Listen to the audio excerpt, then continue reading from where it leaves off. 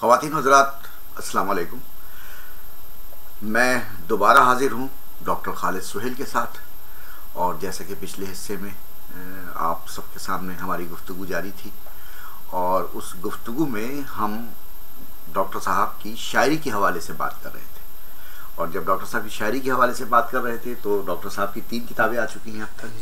तो पहली किताब तलाश, जो 1986 में आई, और उसके बाद दूसरी किताब है आज़ाद फ़ज़ाएँ, ये भी मेरे सामने रखी है, ये मैं आपको बता देता हूँ।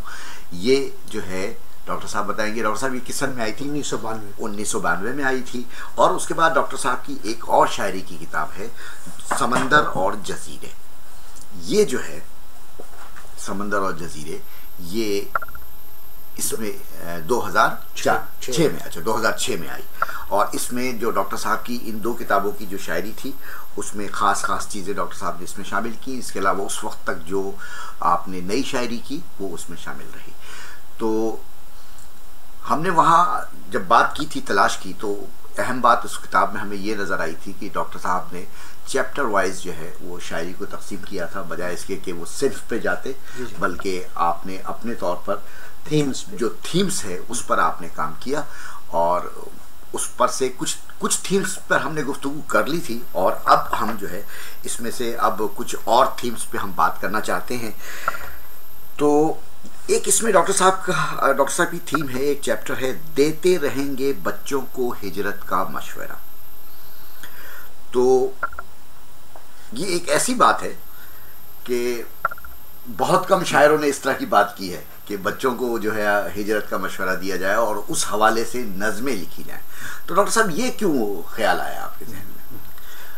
मुझे यासीन बेग साहब ये महसूस हुआ कि जब मैं पाकिस्तान से निकला खुद, और मैं ईरान गया, फिर मैं न्यूफीलैंड आया, फिर मैं टोरंटो आया, और उसके बाद मैंने दुनिया का सफ़र किया। मैं जनूबी अफ्रीका गया, इसराइल गया, रशिया गया, मतलब है मुख्तलिफ। तो मुझे ये महसूस हुआ कि एक इल्म हम किताबों से सीखते हैं, एक इल्म हम क्लासरूम्स में सीखते हैं, एक असातिज़ा से सीखते हैं, और एक जो है इल्म जो है वो तजुर्बे से। और तजुर्बे में जो है जिसको हम क्लीशे के सफ़र वसीला ज़फ़र है, कि ये जो दुनिया को देखने का जो एक तजुर्बा है, और फिर किसी और मुल्क में रहने का जो तजुर्बा है। मैंने एक जगह लिखा था कि जब लोग 2 कल्चर्स, 2 सकाफ़तों, 2 रिलीजन्स, 2 ज़बानों में ज़िंदा रहते हैं, तो उनके अंदर की तीसरी आँख जागती है, और फिर ज़िंदगी को एक नई नज़र से देखते हैं। तो मैं नौजवानों को ये हमेशा मशवरा देता हूँ। मैंने अपने भांजियों से कहा कि तुम कनाडा आओ, तुम अमेरिका जाओ, तुम यूरोप जाओ, तुम मिडल ईस्ट जाओ, तुम सफ़र करो। तो वो एक मेरे जहन में ये एक तस्वर है कि 21वीं सदी में हमें दुनिया जहान को घूमना, देखना, दुनिया के मुख्तलिफ़ कल्चर से मिलना, उनके लोगों से मिलना। तो मैं इसको एक मुस्बत पहलू देखता हूँ। हमारे यहाँ हिजरत के साथ एक यासियत, एक दुख, एक हिजरत का दुख, हाँ वो है। उसके मुकाबले में मैं जो हूँ ना, एक उसको हिजरत के सफ़र को और दूसरे कल्चर से मिलने को एक बहुत पॉजिटिवली देखता हूँ, और उसका इजहार आपको इन नज़मों में मिलेगा।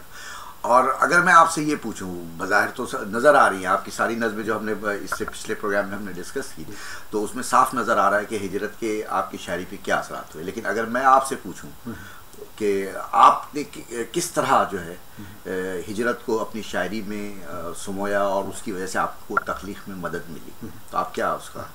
मैं ये महसूस करता हूँ कि जब हम शुमाली अमेरिका में बहुत से लोग आए, यहाँ पर रहे, यूरोप में रहे, क्योंकि मशरिक़ का एक कल्चर है, मगरिब का एक और कल्चर है।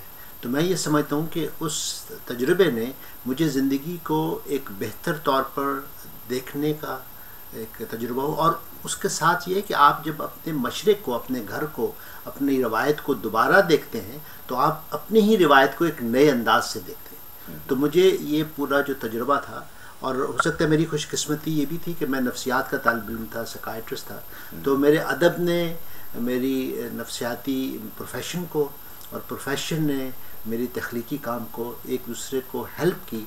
क्योंकि बाज़ लोग आप देखते हैं वो शायर अदीब होते हैं, लेकिन वो किसी और शोबे में, वो अकाउंटेंट हैं, वो बिज़नेस करते हैं, उनका डायरेक्टली अदब से या नफ्सियात से कोई ताल्लुक़ नहीं है। तो मैं खुशकिस्मत था कि मुझे मेरी साइकाइट्री ने, साइकोथेरेपी में मेरे लिटरेचर को, मेरे अदीब ने मेरे माहिर नफ्सियात को, और माहिर नफ्सियात ने मेरे अदीब को हेल्प की और एक दूसरे से उन्होंने सीखा।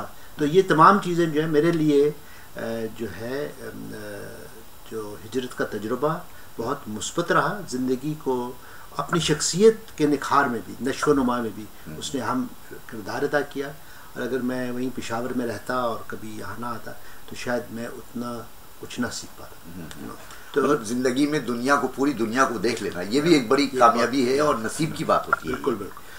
तो उसमें जो है, और फिर उसके साथ साथ चूंकि आप एक हसास जहन रखते हैं, आप एक शायरी करते हैं, आप अफसाने लिखते हैं, तो उसमें भी जो है वो आपकी चीज़ें हैं।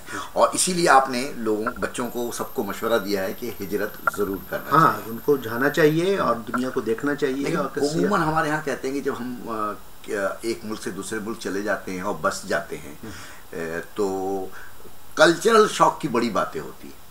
हाँ, वो पहला उसका हिस्सा जो है वो शौक का है। लेकिन मैं समझता हूँ कि जो एक आलमी गांव है, दुनिया जो आलमी गांव है, इसलिए हम सारी दुनिया के मुख्तलिफ मज़ाहिब, कल्चर से जुदा होकर नहीं रह सकते। बल्कि मैं समझता हूँ कि वो लोग जो अपने गांव या अपने शहर में ही रहते हैं और सारी उम्र नहीं कहाँ जाते, उनकी ज़िंदगी एक लिहाज से महदूद हो जाती है और वो बाकी दुनिया के इंसानों से रिलेट करने में उनको दिक्कत होती है। अब ये 21वीं सदी का मेरा ख्याल तकाजा है कि हम जो है जितने ज़्यादा दुनिया के और इंसानों से मिलकर रहें, उनके साथ जुड़ कर रहें। तो बहरहाल ये मेरा एक ज़ाती तजुर्बा भी है और एक मशवरा भी है कि ज़्यादा से ज़्यादा लोगों को दुनिया में घूमना चाहिए और अगर किसी और जगह कुछ अरसा गुजार सके तो उनको गुजारना चाहिए।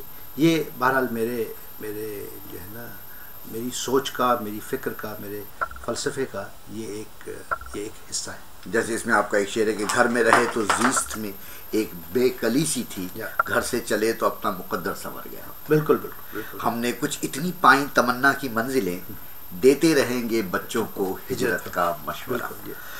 अच्छा डॉक्टर साहब, जब आपकी मैं ये सारी चीज़ें देखता हूँ तो वो रूमानी कैफियत तो आपके उसमें नज़र नहीं आती, उसका इजहार है लेकिन बिल्कुल दूसरी तरीके से, इसलिए उसको समझने में ज़रा सा वक्त लगता है कि आप ये बात कैसे कहना चाह रहे हैं।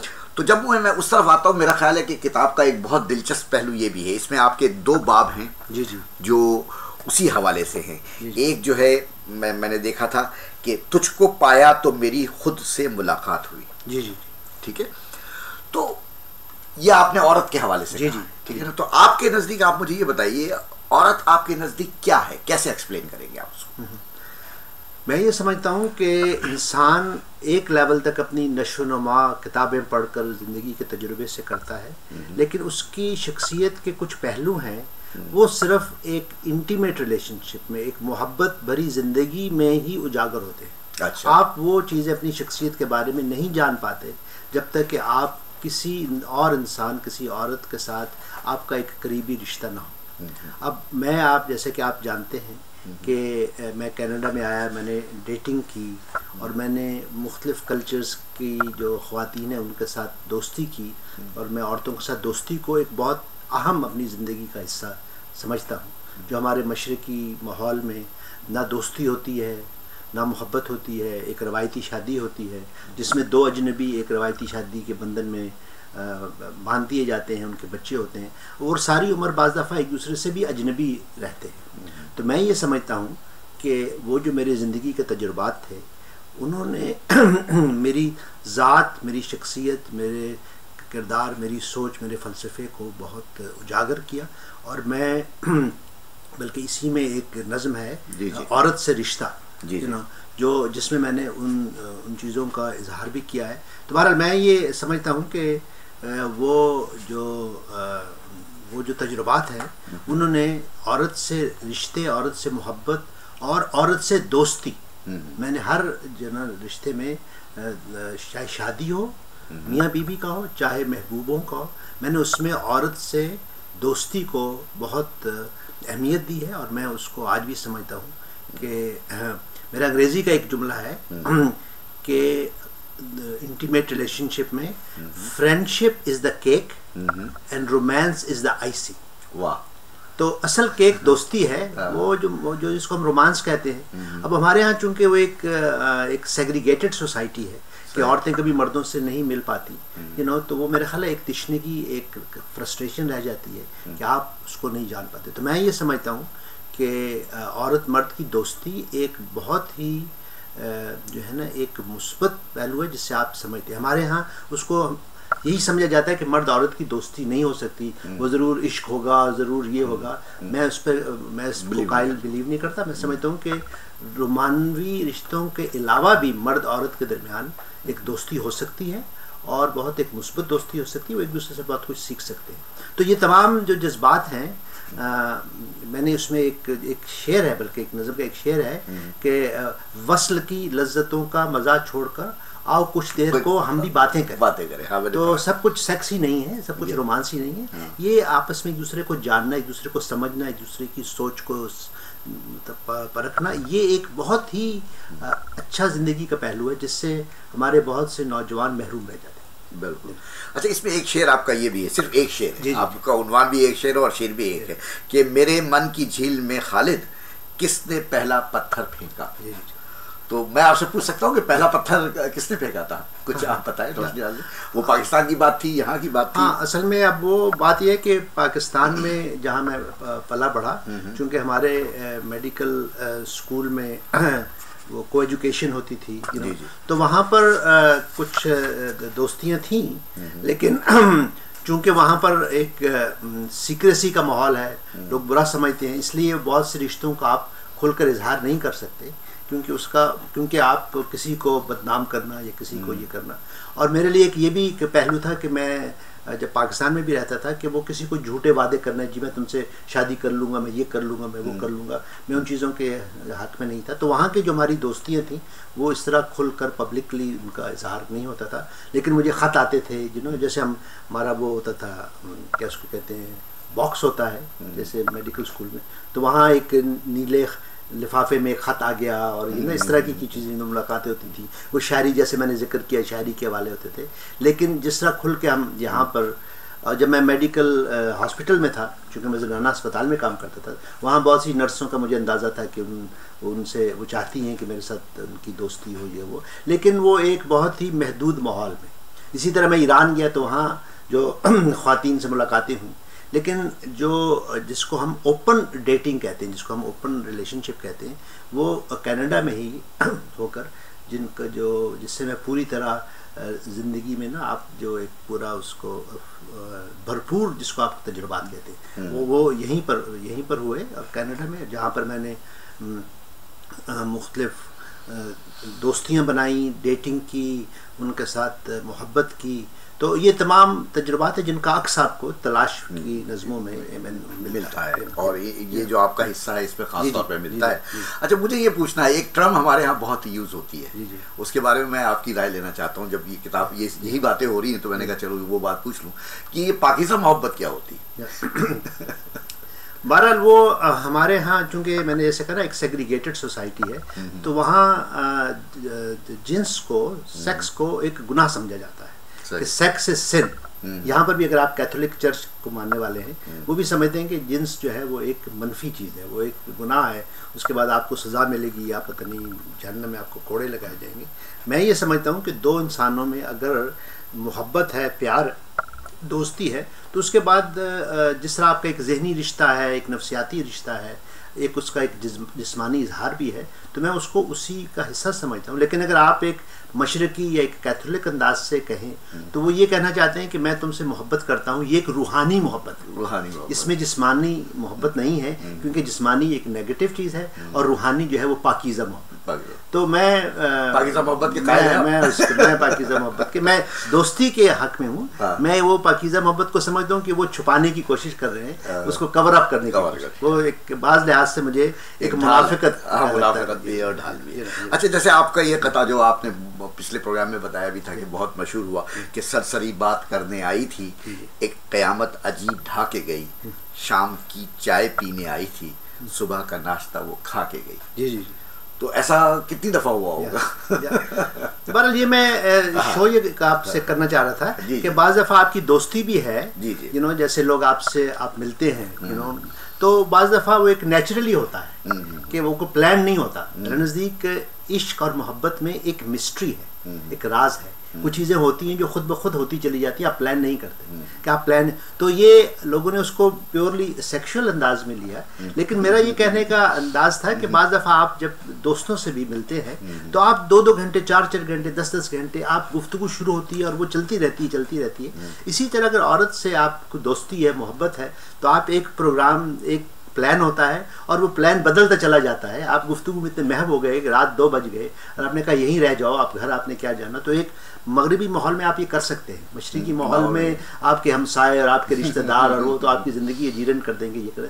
तो मैं उन चीज़ों का एक अपनी शायरी में उसका एक रिफ्लेक्शन देना चाहता था कि जब एक आज़ाद माहौल में रहते हैं तो कुछ चीज़ें होती हैं जो एक फितरी अंदाज से, एक नेचुरल अंदाज से, हमारे यहाँ वो नेचुरल अंदाज नहीं है। मोहब्बत को भी, दोस्ती को भी, रिश्तेदारी को भी, बल्कि आप अगर हम खुल के एडल्ट्स बात कर रहे हैं कि आप मियाँ बीवी के ताल्लुकात भी, वो आप जब 10 लोगों के साथ रह रहे हैं तो आपकी मियाँ बीवी के ताल्लुकात, जो आपकी जो मनकूहा भी है, उसमें भी आपको 100 तरह का डर है कि ये ना देख ले, ये ना देख ले।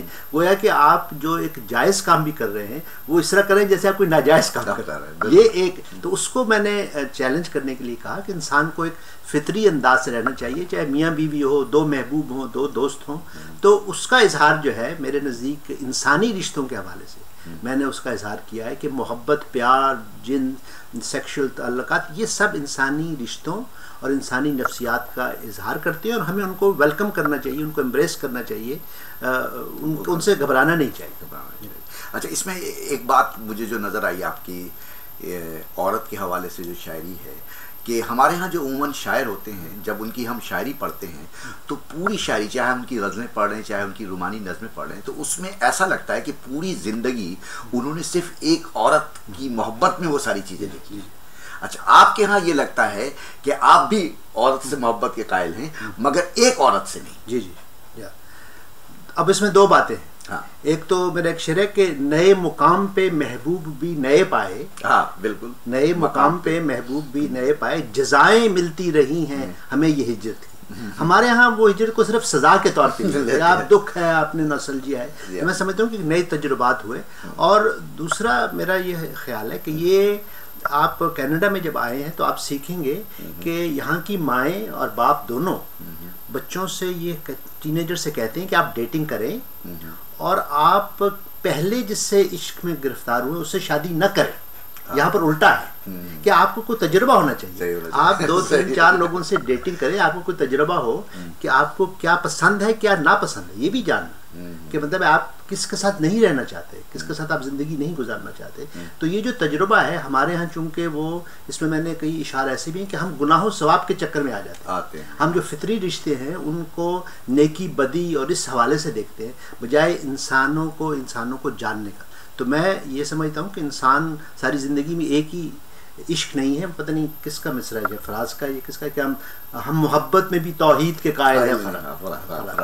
तो नहीं, मैं उसका कायल नहीं। मेरे नज़दीक जब तक आप खुश हैं, जैसे मेरे कई रिलेशनशिप है 2 साल, 4 साल, 6 साल ताल्लुक़ रहा, अगर फिर वो किसी वजह से ख़त्म हो गया तो फिर एक और ताल्लुक़ हुआ।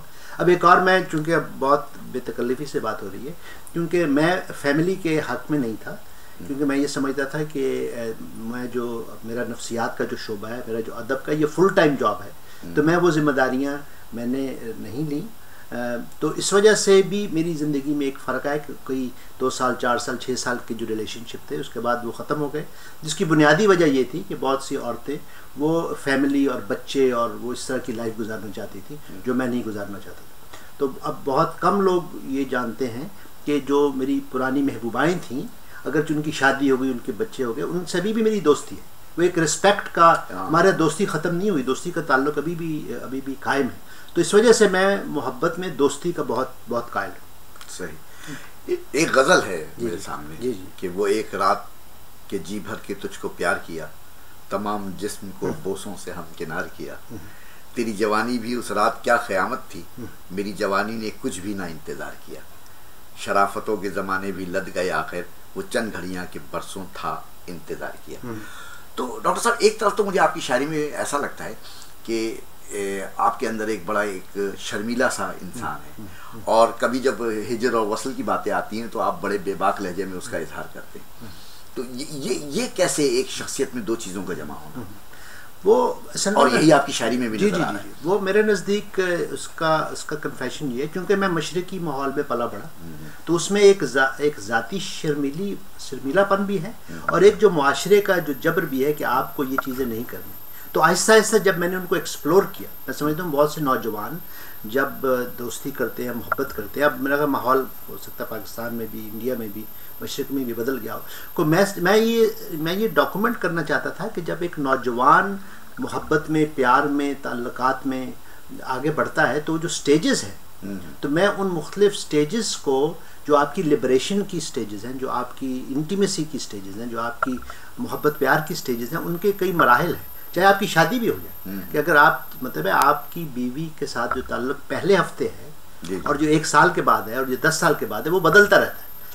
मतलब है एक ताल्लुक भी बदलता रहता है, उसके जो शेड्स हैं, मोहब्बत के जो मुख्तलिफ एंगल्स हैं, मैं मुख्तलिफ एंगल्स को मैंने मुख्तलिफ नज़मों और गज़लों और कतात में उसको एक्सप्लोर किया है, उसको उन एनकाउंटर्स को, जो लविंग एनकाउंटर्स हैं, उनको डिपिक्ट किया है, उनको रिफ्लेक्ट किया है कि कैसे इंसान मोहब्बत के मुख्तलिफ मराहिल में भी किन किन जज्बात, ख्यालात, एहसासात से गुजरता है। ये एक एवोल्यूशनरी प्रोसेस है, ये ग्रोथ का प्रोसेस है, ये इंसानी नश्व नुमा का प्रोसेस है। उसमें जो ताल्लुक़ है, मोहब्बत का रिश्ता जो है, मेरे नज़दीक वो इंसानी शख्सियत के निखार में, मैं अगर आपको एक कथा सुना दूँ मुझे, जी बिल्कुल बिल्कुल, कि जिस चीज़ को लोग गुनाह कहते हैं, गुनाह समझते हैं, जो हमारे मशरकी माहौल में, मजहबी माहौल में, उसके हवाले से मैंने ये कहा है कि उसी ने चेहरे को तनवीर मेरे बख्शी है, उसी ने चेहरे को तनवीर मेरे बख्शी, उसी ने चांद मेरी रूह में उतारा है। वाह। उसी ने चेहरे को तनवीर मेरे बख्शी है, उसी ने चांद मेरी रूह में उतारा है। मैं एतमाद का पैकर बना तो जान गया, मेरे गुनाह ने कितना मुझे संवारा है। वाह। तो ये जो शख्सियत का जो इर्तिका है, ये जिसको हम गुनाह समझते हैं, ये जो आदम और हवा का भी, कि भाई उसने गुनाह किया, लेकिन उसके बाद उसकी ज़िंदगी में एक नया इनकलाब आया, तो उसके बगैर आप का जो इर्तिका है, शख्सियत की नशोनुमा है, वो उसके बगैर नहीं हो सकती। तो रवायती जो पाबंदियां हैं, मैं समझता हूँ उनमें से बाज़ ऐसी हैं जो इंसानी शख्सियत को मसख करती हैं, लिमिट करती हैं, इनहिबिट करती हैं। मैं इंसानी आज़ादी और उसके इजहार और रिस्पेक्टफुल इजहार, उसमें कोई ऐसी बात नहीं है। उसमें मैं अगर औरत से रिश्ता है तो मैं उसका पूरी तरह एहतराम करता हूँ, और वो अपनी एक म्यूचुअल है। वेस्ट में जो रिलेशनशिप है वो म्यूचुअल, उसमें कोई ज्यादती वाली बात नहीं है, वो भी वही चाहती है। और जो लिबरेटेड औरत है वो भी आपके साथ दोस्ती करना चाहती है, प्यार करना चाहती है, मोहब्बत करना चाहती है, आपके साथ ताल्लुक़ करना चाहती है। और अगर वो ताल्लुक़ वो हो जाए, वो उसके अंदर मसाइल पैदा हो जाए और अलहदगी इख्तियार करना चाहती है, तो मतलब ये पूरा एक, मैं उसको साइकिल ऑफ लव कहता हूँ। आप रिलेशनशिप में आते हैं, इनिशिएट करते हैं, आप उसको मेंटेन करते हैं, रिलेशनशिप एंड होता है, फिर आप उससे रिकवर होते हैं, फिर आप एक नए रिलेशनशिप में जाते हैं। तो मेरा नज़दीक दोस्ती हो या मोहब्बत हो, हम ज़िंदगी में बहुत से रिश्तों में आते हैं और निकल जाते हैं, और वो तमाम हमारी शख्सियत का हिस्सा बनते हैं। तो ये इसका इज़हार मैंने अपनी शायरी में किया। और अच्छा, इसी को जो है अगर हम शायरी की ज़बान में कहें तो हिजर और वसल कहते हैं। बिल्कुल बिल्कुल, ठीक है ना। तो आपको मतलब कहाँ ज़्यादा लुत्फ़ आता है, हिजर में आता है, वसल में आता है, और उसका तख्लीक पर मतलब हिजर ज़्यादा असरअंदाज होता है या वसल ज़्यादा? नहीं, मैं ज़्यादा वसल के ज़्यादा हक में हूँ। अच्छा। वसल का मैं एक लम्हा हूँ, हिजर के बरसों पर भारी, वसल का मैं एक लम्हा हूँ। मेरे नज़दीक मिसाल जो है एक औरत की कुर्बत, मतलब मैं समझता हूँ कि एक औरत के साथ आप शाम गुजारें, जो आपकी दोस्त, जिसका महबूब होना भी शामिल नहीं, मेरे नज़दीक उसका एक ख़ास, उसमें ख़ास कैफ है, ख़ास कैफियत है, जो हमारे बहुत से नौजवान से महरूम रह जाते हैं। तो मैं चाहता हूँ, मैं समझता हूँ कि उन दोस्तियों को मैं बहुत, उसकी मेरे जिनमें बहुत कदर है, बहुत वैल्यू है, और मैं नौजवानों को कहता हूँ कि आप लोगों से मिलें, दोस्तियाँ बनाएं, लोगों चीज़ों से सीखें, उनको सिर्फ गुनाह सवाब के चक्कर में ना उलझ जाए। अच्छा, तो मैं अगर ये पूछूं कि एक ब्रेकअप के बाद आप अच्छी नज़में लिखते हैं, या जब आपका एक रोमांस चल रहा होता है उस दौरान आपने ज़्यादा अच्छी शायरी की? बहरहाल ये तो अब मैं ऐसे क्लीशे बन जाएगा। हाँ। लेकिन ये है कि उसका एक क्यूमुलेटिव, तो तो जब मैं एक तजुर्बे के बारे में लिख रहा होता हूँ तो उसमें मेरा ख्याल है माजी के जितने जो तजुर्बात हैं यू नो कि वो भी अपना हिस्सा ऐड होते रहते हैं यू नो, तो इस वजह से वो, लेकिन वो मुख्तलिफ तजुर्बात मिलकर जो है उन्होंने मेरी शख्सियत को या रिलेशनशिप के बारे में मेरे जो तस्वुरात हैं उनको उसको शक्ल दी। और मैं उन ख़वातीन का जिनके साथ मेरे करीबी ताल्लुकात रहे, मैं उनका तहे दिल से बहुत मशकूर हूँ कि, और वो भी मतलब जैसे मैंने कहा ना, ये एक म्यूचुअल है। हाँ, वो उन्होंने ज़िंदगी में मुझसे कुछ सीखा, मैंने उनसे कुछ सीखा। हाँ, नौजवानी में आपसे जो है ना, आपके फ़ैसले बाज़ दफ़ा इतने मैच्योर नहीं होते, लेकिन उसमें भी कोई हर्ज नहीं है, आप उससे सीखते हैं। मैच्योरिटी इसी तरह से तो आती है। चाइनीज़ कहते हैं कि विजडम क्या है, दानाई क्या है, ब्रेक डाउन ऑफ आइडियल्स। जब आप बड़े बड़े एक आदर्श लेके आते हैं फिर वो टूट जाते हैं, उससे आप सीखते हैं, ये दानाई है। और उसमें रोमानवी दानाई भी है, मैं उसको कहता हूँ विजडम ऑफ द हार्ट।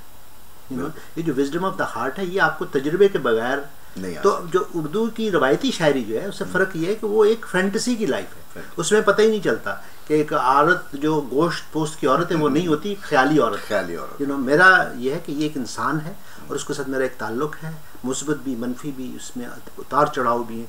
वो तमाम जो उसकी कैफियतें हैं, जो उसके तमाम जो शेड्स हैं, जो उसके तमाम कलर्स हैं, उनको मैंने अपनी शायरी में अपने तजुर्बे, अपने वारदात की वजह से शामिल करने की कोशिश की। और जब मैंने ये किताब पढ़ी आपकी तलाश, तो मुझे ऐसा लगा कि इसमें एक ऐसी शख्सियत मौजूद है कि जो नज़रियाती तौर पे भी मुस्तहकम नज़र आ रही है कि वो जो कुछ उसने लाइफ से सीखा और जो उसका गोल है, और वो किन चीज़ों से जो है उसको साइड पर रखना चाहता है, किन चीज़ों को लेके चलना चाहता है ज़िंदगी में, कौन सी चीज़ें उसके लिए जो हैं आगे बढ़ने का गोल है, वो तमाम चीज़ें मुझे इसमें नज़र आती हैं। लेकिन उसके बावजूद मैं एक सवाल ज़िम्नी आपसे पूछता हूँ इस प्रोग्राम को ख़त्म करने और ये इस किताब पर गुफ्तगू ख़त्म करने से पहले, कि जब आपने ये किताब लिखी उस दौरान आपके अतराफ़ जो शोरा वगैरह और अदीब जमा थे, तो उनमें से किसी ने इस पे एतराज़ किया कि यार ये क्या तुमने, मतलब क्योंकि एक नया तजर्बा था, बिल्कुल नई चीज़ थी, तो किसी ने कहा आपसे कि ये तुमने क्या किया, ये तो ऐसी तो शायरी नहीं होती,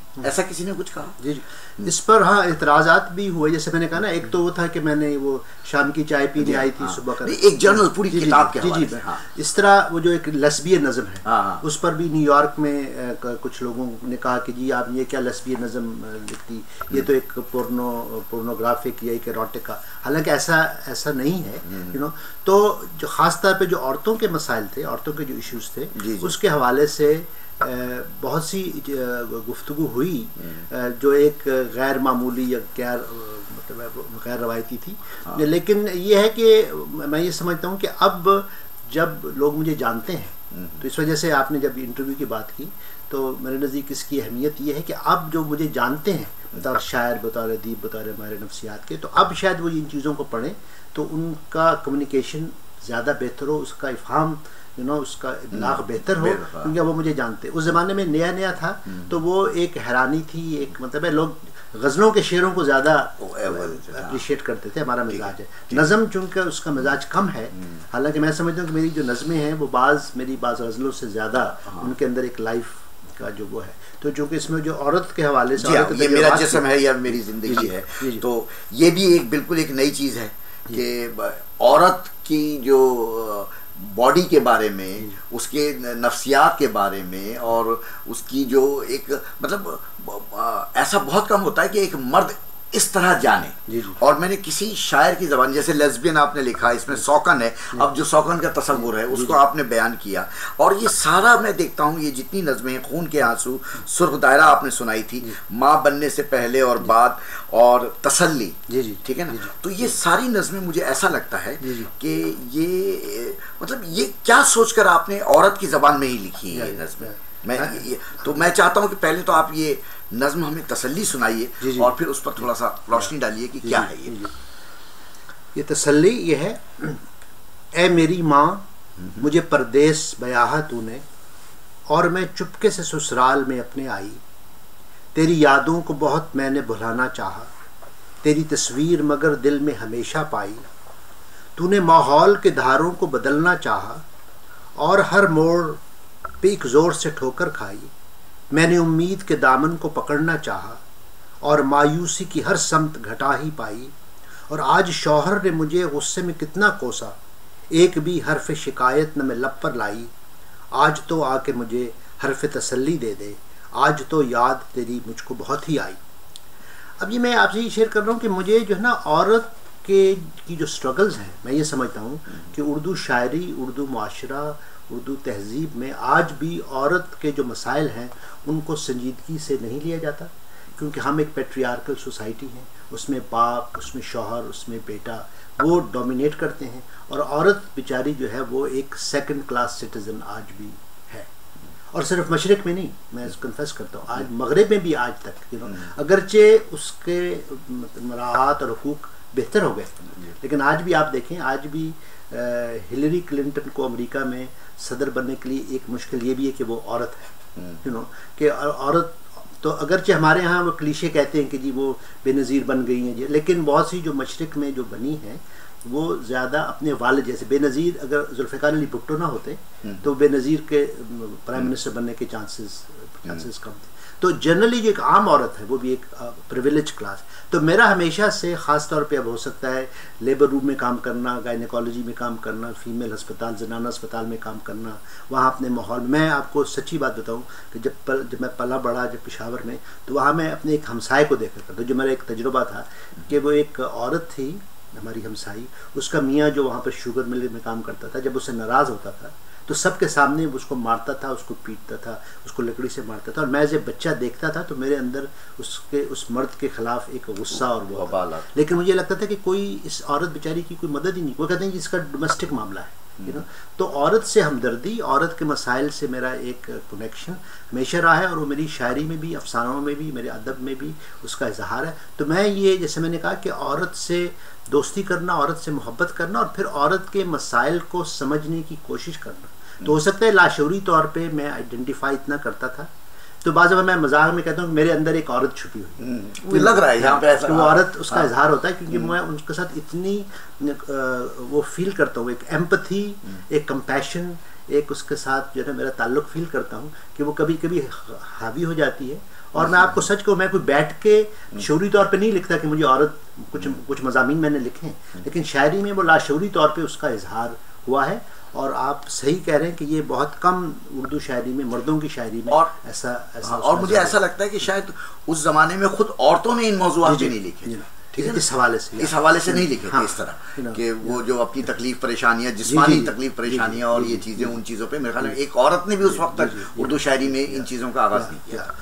तो लेकिन ये है कि इसमें मैं एक्नॉलेज करता जाऊँ कि इसमें मेरी किश्वर नाहिद से भी मुलाकात हुई, अच्छा, उनका भी मैंने इंटरव्यू लिया, मेरी फहमीदा रियाज से भी मुलाकात हुई, परवीन शाकिर से भी मुलाकात हुई, इशरत आफरीन से भी मुलाकात हुई, वो ख़वातीन जिन्होंने औरतों के मसाइल पर लिखा।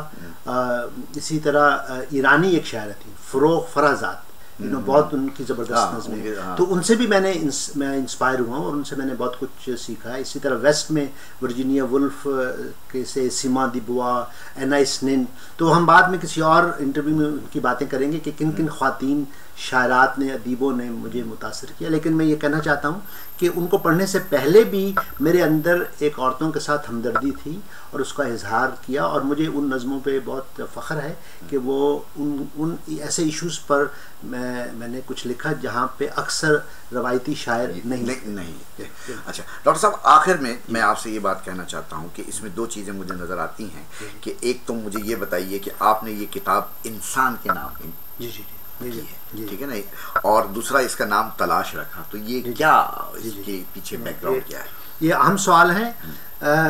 तलाश तो मैंने इस वजह से रखा कि मैं ये समझता हूँ कि इंसान सारी उम्र एक तलाश में रहता है, वो मैं एक अपने आप को तालिब इल्म समझता हूँ, और आज भी मैं 64 साल का हो गया हूँ और मैं 30 साल से साइकियाट्री कर रहा हूँ, उसके बावजूद भी मैं एक अपने आप को तालिब इल्म समझता हूँ जो तलाश में है ज़िंदगी की सच्चाइयाँ, ज़िंदगी के राज, ज़िंदगी के जो, इस वजह से मैं अगरचे 64 का हूँ लेकिन अंदर से मैं 34 का फील करता हूँ, क्योंकि मेरे अंदर ज़िंदगी को जानना, समझना, उसको सीखना, हर रोज़ एक नई चीज़ जब मैं सीखता हूँ तो मुझे खुशी होती है। मेरे अंदर एक बच्चा सा है जो नई चीज़ों को सीखता है, तो वो तलाश का जो हैरत का पहलू है जो मैं अपने अंदर पाता हूँ, महसूस करता हूँ, और इस वजह से उसने मुझे ज़िंदा रखा है। तो ये तलाश का अमल आज भी जारी है। दूसरा मेरा ताल्लुक इंसान से है कि मैं समझता हूँ कि इंसानियत के साथ मेरा, अगर कोई कहे आपका मज़हब क्या है तो मैं कहूँगी मेरा मज़हब इंसानियत है, कि इंसान का जो दुख है उसको किस तरह सुख में बदला जाए, चाहे अदब हो और चाहे नफ्सियात हो। तो मैं अपने आप को ह्यूमनिस्ट, इंसान दोस्त कहता हूँ कि मैं, और वो इस वजह से 86 से पहली किताब से मैं उस रास्ते पर, उस पगडंडी पे था, और आज तक मैं इंसानियत की बेहतरी, और मैं समझता हूँ कि तमाम दुनिया में जितने अदीब, शायर, फनकार, फ़िलासफ़र, साइंटिस्ट आए, उन सब ने इंसानी ज़िंदगी को बेहतर बनाने की कोशिश की।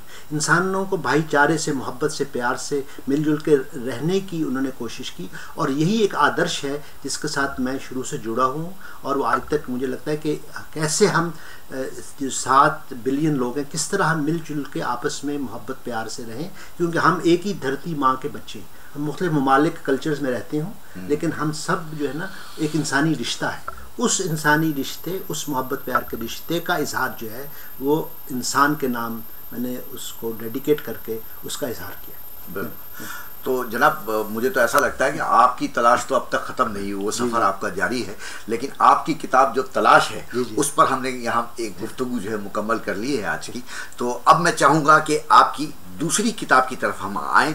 दोबारा मैं अपने देखने वालों को दिखाता हूँ, ये है आज़ाद फ़ज़ाएँ जनाब। ये डॉक्टर साहब की शायरी की दूसरी किताब थी, और जब मैंने इस किताब का मुताला किया तो मैं तो कारी की हैसियत से बात करूंगा, मैं कोई तनकीद निगार नहीं हूँ, मैं एक इंटरव्यूअर हूँ और मैं कारी हूँ। तो उस नज़र से जो मैंने देखा तो मुझे ऐसा लगा कि ये किताब जो है उस किताब से, तलाश से बहुत आगे का सफ़र है। आपने जो है इसमें जो चीज़ें लिखी हैं, और ख़ास तौर पर मुझे लगा कि इसमें गज़लें उस किताब की गज़लों से बहुत आगे हैं। और फिर जब मैंने आपका पेशलफ्ज़ पढ़ा कि जुरत परवाज़, तो मुझे बहुत मतलब एक छोटे से मुख्तसर से पैरे में आपने बहुत एक पूरा जो है ना वो समेट कर रख दिया कि अगर मैं यहाँ से लूँ कि वो परिंदा एक तवील अरसे तक अपनी परवाज़ की तैयारियाँ करता रहा, और जब वो उड़ा तो खुशकिस्मती से एक ही उड़ान में अपने माहौल से दूर, बहुत दूर चला आया। वो मुख्तलिफ पहाड़ों, दरियाओं, जंगलों और वादियों के ऊपर से गुजरा तो उसे बहुत से शहर नज़र आए, और हर शहर में अपने शहर की तरह आहोजारी करने वाले भी मिले और आज़ादी के गीत गाने वाले भी। इस परिंदे को इस बात की खुशी है कि जिन मंजिलों की तरफ परवास कर रहा है उन फ़ज़ाओं में और भी परिंदे शामिल हो रहे हैं, और आहिस्ता आहिस्ता एक गोल बनता जा रहा है। इसकी दिली तमन्ना है कि वो अपनी परवास को बुलंद से बुलंदतर करने की सही करता रहे, और उन परिंदों को दावत परवास देता रहे जो अपनी उड़ान के लिए पर तौल रहे हैं। खालिद सुहेल। तो कारिन, मैं समझता हूँ कि इस किताब पर भी एक भरपूर गुफ्तगू होनी चाहिए, और उसके लिए मैं फिर एक अगली नशिस्त में हाजिर होऊंगा ताकि बहुत खुलकर इस पर बात हो। और आपने देखा कि ये किताब जो है, और इसी से आपको अंदाज़ा हुआ होगा कि ये किताब और आगे का सफ़र है। तो हम अगली नशिस्त में देखेंगे कि इस किताब के हवाले से जो है डॉक्टर खालिद सुहेल वो कौन सी परवाज़ पर हैं, किस उड़ान पर हैं, कहाँ जाना चाहते हैं, और उनकी नज़में, गज़लें इस किताब में हमें क्या दावत फ़िक्र दे रही हैं। तो डॉक्टर साहब, मैं एक दफ़ा फिर आपका शुक्रगुज़ार हूँ कि आपने जी वो आखिरी शेर उसका, मैं जो इसका पहला शेर है जी कि अपनी परवाज़ का अंदाज़ा लगाने के लिए, अपनी परवाज़ का अंदाज़ा लगाने के लिए हमने माहौल से आज़ाद फ़िज़ाएं मांगी। तो इस पर ये उसका एक अच्छा इंट्रोडक्टरी वो है आज़ाद फ़ज़ाएं। तो जनाब, आज़ाद फ़ज़ाओं में हम अगले प्रोग्राम में सफ़र करेंगे, और डॉक्टर साहब हमारे हम सफ़र होंगे, और आप सब तो हैं ही हैं जो डॉक्टर साहब को सुनना चाहते हैं, पढ़ना चाहते हैं, देखना चाहते हैं। उनकी शख्सियत पर गुफ्तगू जो है आपको बहुत भली लगती है, और इसीलिए मैं ये प्रोग्राम लेकर आपके सामने हाजिर हुआ था। इंशाअल्लाह अगले प्रोग्राम में आप सबसे फिर मुलाकात होगी। अब हम दोनों को इजाज़त दीजिए। अल्लाह हाफ़िज़। बहुत बहुत शुक्रिया।